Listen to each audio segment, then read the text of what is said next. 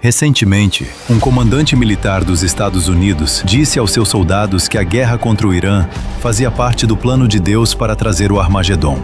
E em poucos dias, mais de 200 queixas de soldados de diferentes bases militares foram registradas.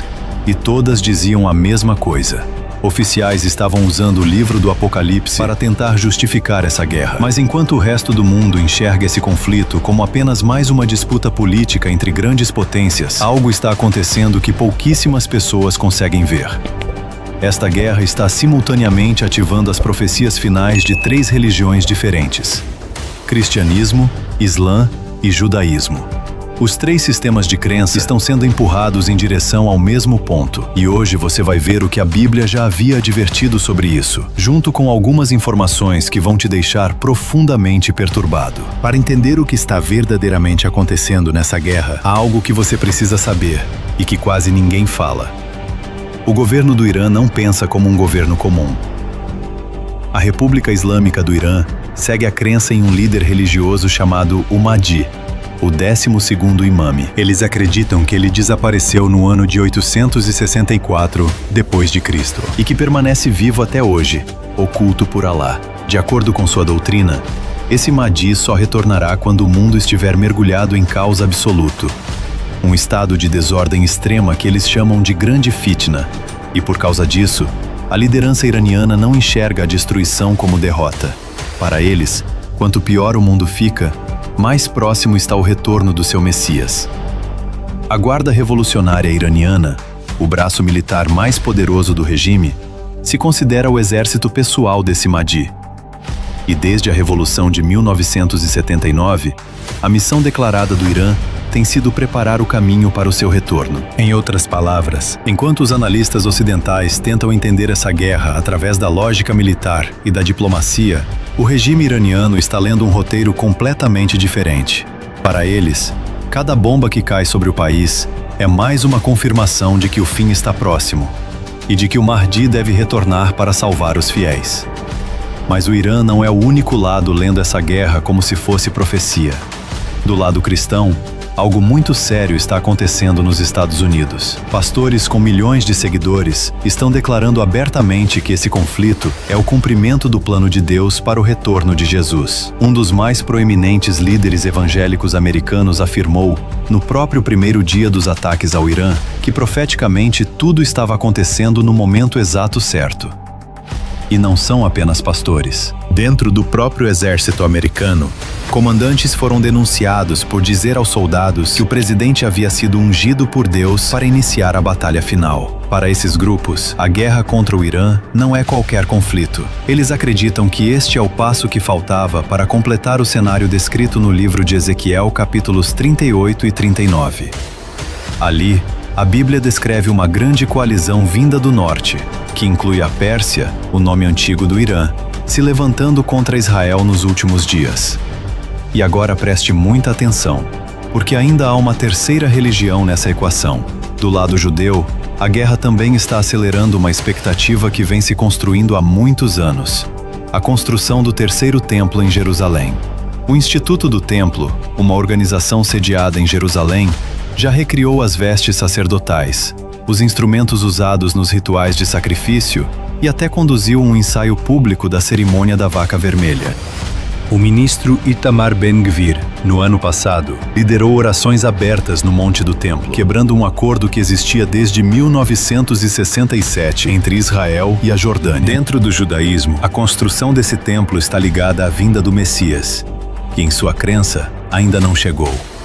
E a guerra atual no Oriente Médio está fortalecendo a facção que argumenta que Israel deve agir para apressar essa construção, em vez de esperar passivamente pela era messiânica. Observe com cuidado o que está se desdobrando. 3 religiões diferentes com 3 expectativas diferentes, todas sendo alimentadas pela mesma guerra. Os muçulmanos xiitas aguardam o Mahdi através do caos. Os cristãos dispensacionalistas veem o cumprimento de Ezequiel e do Apocalipse. E grupos judeus estão se mobilizando para o terceiro templo e a vinda do Messias. E todas essas expectativas apontam para a mesma localização geográfica, a cidade de Jerusalém. E há também uma teoria que circula há décadas, atribuída a um maçom americano do século XIX chamado Albert Pike. um dos líderes mais poderosos da maçonaria nos Estados Unidos. Afirma-se que ele escreveu uma carta descrevendo 3 grandes guerras mundiais antes mesmo que a primeira tivesse acontecido. De acordo com essa carta, a primeira guerra serviria para destruir as monarquias e instalar o comunismo. A segunda serviria para reorganizar o poder entre as nações e criar o Estado de Israel. E a terceira, preste muita atenção, seria um conflito entre sionistas e o mundo islâmico, projetado para exaurir os dois lados, destruir as estruturas religiosas e abrir caminho para uma nova ordem mundial, baseada em uma doutrina que ele chamou de luciferiana. A autenticidade desse documento nunca foi verificada, e isso é importante declarar claramente. Mas o que ninguém pode negar é que o cenário descrito nessa carta é exatamente o que está sendo desenhado diante dos nossos olhos. Toda guerra produz destruição. Isso é óbvio, mas o verdadeiro efeito de uma guerra não está apenas nas cidades que ela destrói. Está no tipo de humanidade que emerge depois que ela termina. Porque quando o mundo se cansa de tanta guerra, ele não pede mais liberdade. Ele pede ordem, controle e alguém que possa resolver todos os problemas. Após a Primeira Guerra Mundial, a Liga das Nações foi criada. Após a Segunda Guerra Mundial, a ONU nasceu junto com o Banco Mundial e uma nova ordem econômica global. Cada grande conflito na história produziu uma estrutura de poder mais centralizada do que a anterior. E o que alguns estudiosos estão apontando é que esse conflito com o Irã pode estar criando as condições perfeitas para o mundo aceitar algo que nunca aceitaria em circunstâncias normais. E o que seria isso? Um líder global, uma moeda global, um sistema global de vigilância e uma paz que custa toda a nossa liberdade. Agora preste muita atenção ao que o apóstolo Paulo escreveu em sua segunda carta aos Tessalonicenses, capítulo 2. Paulo descreve um homem que chegará trazendo exatamente as soluções que o mundo está buscando. E o mundo inteiro, exausto e desesperado, seguirá esse homem, porque ele parecerá ser a única saída. E há mais um detalhe que muitos estão ignorando. Alguns estudiosos apontam que dentro dessa reorganização, não é apenas o sistema político que muda. A própria ideia do que significa ser humano está sendo redefinida.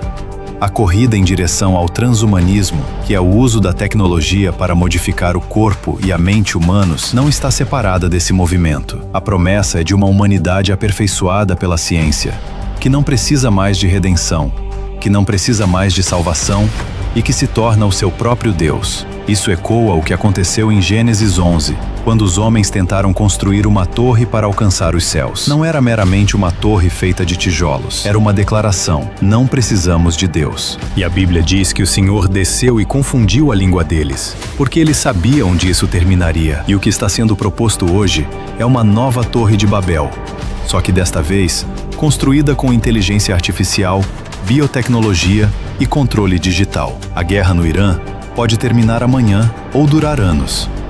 Mas o que está sendo montado por trás dela não depende de quanto tempo o conflito vai durar. 3 religiões estão olhando para o mesmo fogo, e cada uma enxerga o seu próprio Messias nas chamas.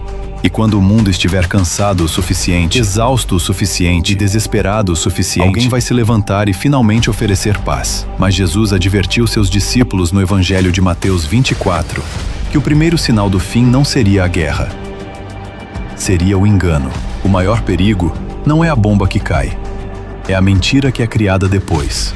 E enquanto o mundo inteiro corre atrás de um homem que possa trazer a solução, aqueles que conhecem as Escrituras já entendem que a verdadeira paz nunca virá de um acordo político, de uma nova ordem ou de um líder carismático. Ela já veio há 2000 anos e o seu nome é Jesus Cristo. Portanto, não deixe essa guerra plantar medo no seu coração e não deixe o caos te empurrar em nenhuma direção. Mantenha seus olhos em Cristo e no que está escrito na palavra de Deus, porque as ovelhas ouvem a voz do seu pastor.